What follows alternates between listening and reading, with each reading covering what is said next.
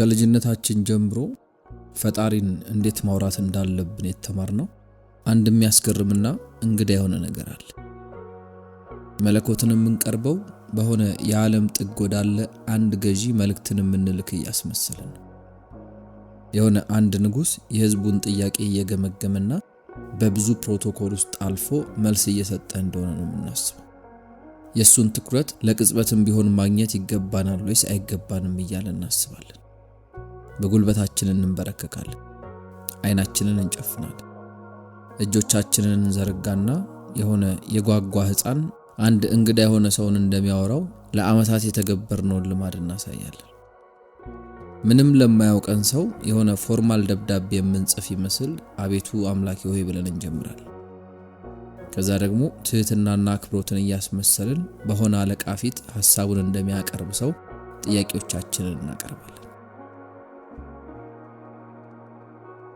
ነገር ግን ይሄ የምንከተለው መንገድ ሙሉ ለሙሉ የተሳሳተ እንዲሁም እውነታው ደግሞ የተገላቢጦሽ ቢሆንስ?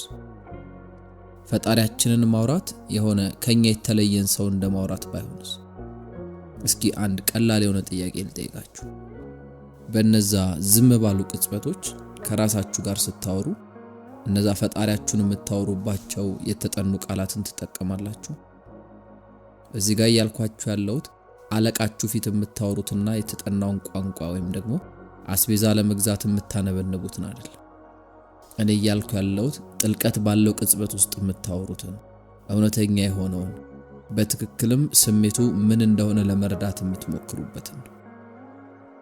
በእነዛ ቅጽበቶች ውስጥ ቃላት ቀስም ይሉ ይመስላሉ። ከመናገራችሁ በፊት ከፍ የሚል ማወቅ አለ። ይህም ደግሞ ውስጣችሁ ምን እየተካሄደ እንደሆነ የሚገልጽ ዝም ያለ ማረጋገጫ እናውቅና ነው። በዚህ ጋር ደስ የሚለው ነገር ምን መሰላችሁ? ፈጣሪ ብለን የምንጠራው ነገር ከኛ የተለየና የሆነ ቦታ የሚንሳፈፍ መንፈስ አይደለም። እናንተ ሰፊው ዩኒቨርስ ውስጥ በትንንሽ ነገሮች የታሰራችሁ ፍጥረት አይደላችሁ። እናንተ የራሱ የዩኒቨርሱ መገለጫ ናችሁ።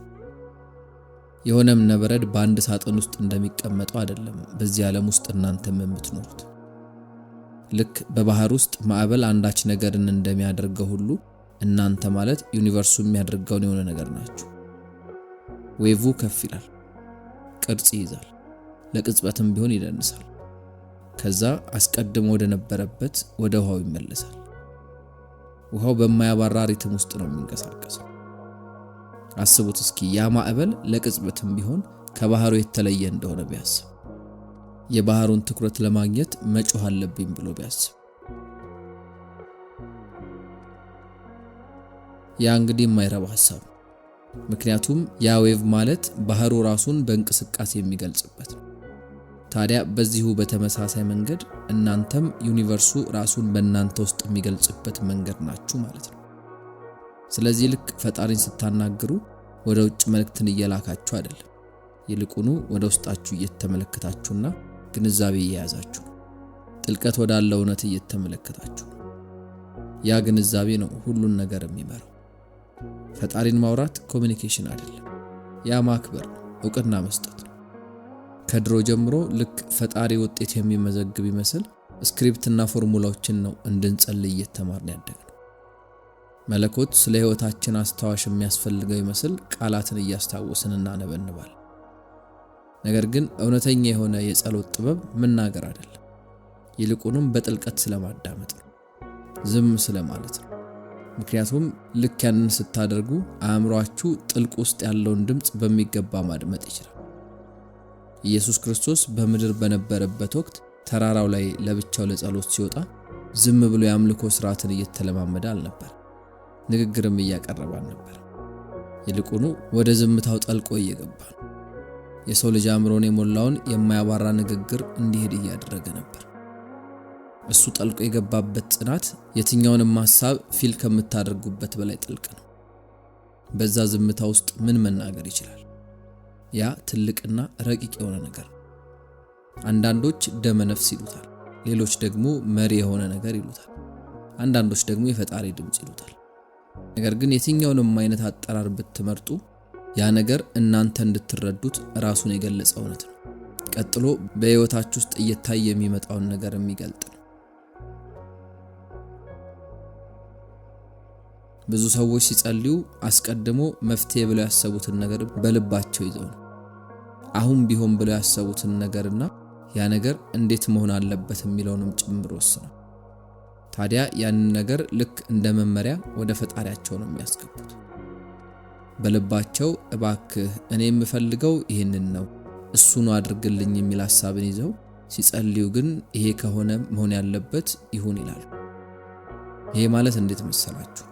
ወደ ሕክምና ቦታ ሄዳችሁ ያለ ምንም ምርመራ ለራሳችሁ የምትወስዱትን መድኃኒት መርጣችሁ ዶክተሩ ያንን መድኃኒት እንዲጽፍላችሁ እንደመፈለግና እሱን መድኃኒት ወስዶ ደግሞ እስከ ወዲያኛው መፈወስን እንደመመኘት።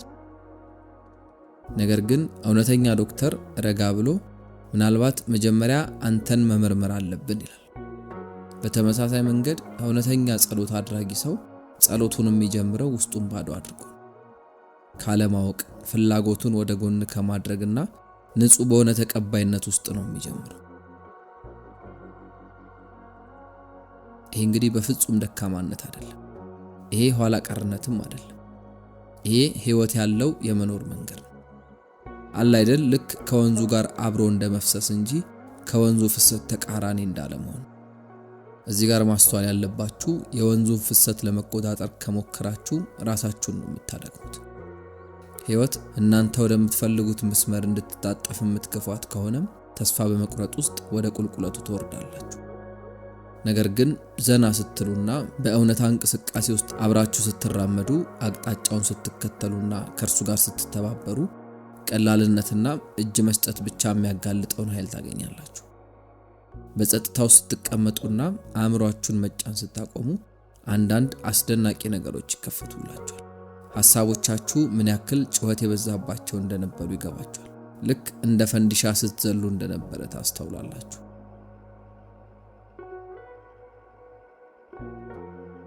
እነዛን ነገሮች ከናንተ ለማራቅ መግፋት ትፈልጋላችሁ።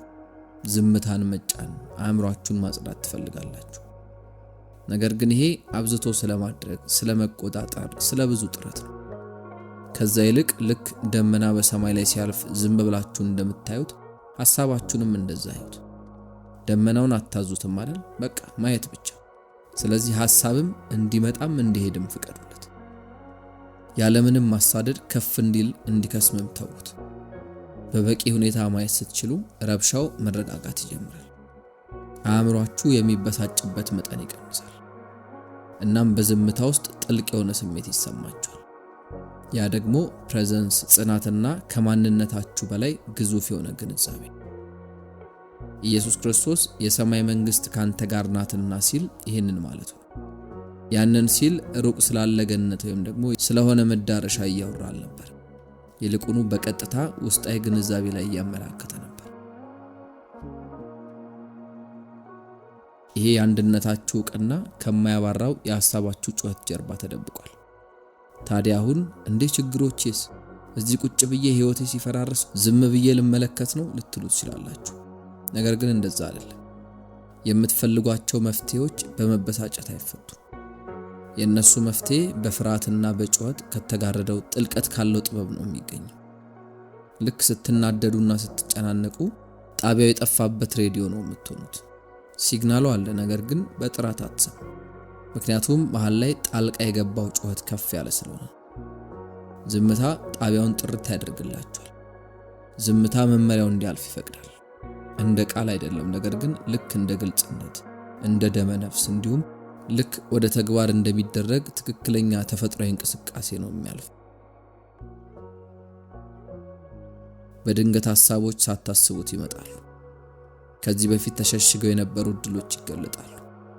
ልፋት አልባ የሚመስል እርምጃን ትራመዳላችሁ።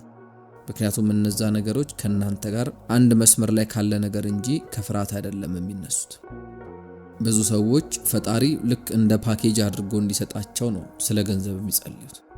ነገር ግን ያንን በማድረጋቸው የማጣት እምነታቸውን ነው የሚያጠነክሩት።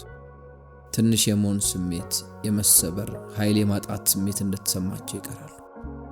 ነገር ግን አስቡት እስኪ ዝም ብላችሁ ተቀምጣችሁ እስትንፋሳችሁን እያስተዋላችሁ እናንተ ሳትቆጣጠሩት ሰውነታችሁ በራሱ ሲተነፍስ ማስተዋል ምናምን።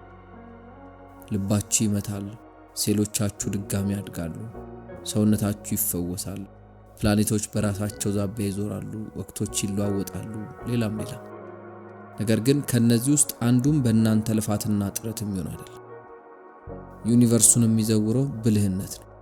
በእናንተ ህይወት ውስጥም የሚሰራው እሱ ነው። ታዲያ ይህንን ነገር የምርም ፊል ስታደርጉት አንዳች ነገር ይለወጣል። እርዳታ ፈልጎ እንደሚለምን ሰው ማሰብ ታቆማላችሁ። ክርስቶስም እኔና አባቴ አንድ ነን አይደል ያለው? ስለዚህ ከዛ ግንዛቤ ተነስታችሁ መኖር ስትጀምሩ ተአምራት እውነታ እንዴት እንደሚሰራ የሚገለጽበት ሂደት እንደሆነ በቀላሉ ይገባችኋል። ስለዚህ ፈጣሪያችሁን የምታወሩበት ትክክለኛው መንገድ እንዴት መሰላችሁ? በዝምታ ተቀመጡ፣ በጥልቀት ተንፍሱ፣ እናም አእምሯችሁ እንዲረጋጋ ፍቀዱለት። ከነሱ ጋር ሳትጣበቁ ዝም ብላችሁ ሐሳቦቻችሁን ተመልከቷቸው። ፍላጎታችሁን፣ ፍርሃታችሁንና የምትጠብቁትን ነገር አስወግዱ። ወደ ራሱ ወደ ግንዛቤ በጥልቀት ግቡ። ከሁሉም ጩኸቶች ጀርባ ወዳለው ዝም ያለ መገኘት ወይም ደግሞ ፕሬዘንስ ግቡ። በዛ መገኘት ውስጥ የሰላም አየር ሲነፍስ ይሰማችኋል፣ ወይም ሌላም ነገር ሊሰማችሁ ይችላል።